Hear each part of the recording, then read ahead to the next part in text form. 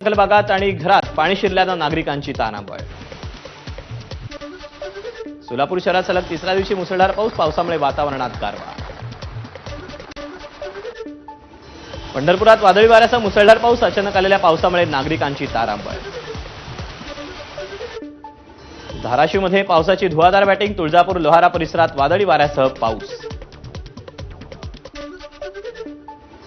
साताऱ्याच्या भोसलेवाडी परिसरात मुसळधार पाऊस, संततधार पावसामुळे पुणे बंगळुरू महामार्गावर पाणी साचलं। नांदेडमध्ये सलग 5व्या दिवशी पावसाची हजेरी, सततच्या पावसानं फळबागांचं नुकसान।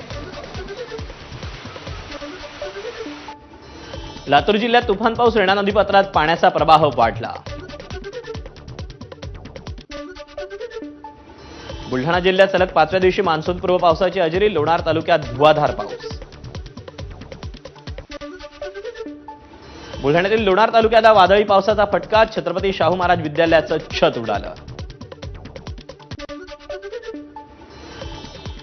वाशिम जिल्ह्यात सलग 10 दिवसांपासून मान्सूनपूर्व पावसाचं थैमान, सततच्या पावसामुळे पिकांचंही नुकसान।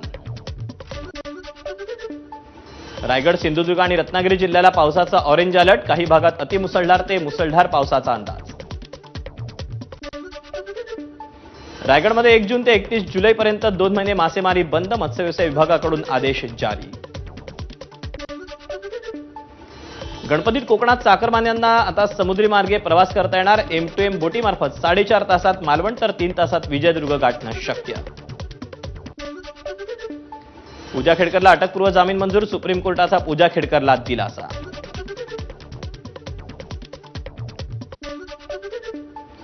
नाशिकच्या पालकमंत्री पदाचा तिढा सुटलेला नसताना आता भुजबळांचे पालकमंत्री म्हणून लागले बॅनर। महसूल खात्यात मोजणी शुल्कात मोठी कपात, आता अवघ्या 200 रुपयात जमिनीची हिस्से वाटप मोजणी करण्यात येणार, महसूल मंत्र्यांचा निर्णय। राज्यात ओला, उबेर सारख्या ॲप बेस वाहनांसाठी ॲग्रिगेटर्स पॉलिसी लागू करण्यास मान्यता। ठाण्यात 2 दिवसात दुसरा चॉपर हल्ला, भावावर झालेल्या हल्ल्याचा बदला घेण्यासाठी हनीफ नावाच्या मुलाला घेऊन महिलेचा चॉपरनं हल्ला। नाशिकमध्ये महापालिकेच्या सिटीलंग बस चालकावर महिलेचा संताप, बस थांबवण्याचा प्रयत्न करूनही बस न थांबल्यानं महिला संतप्त।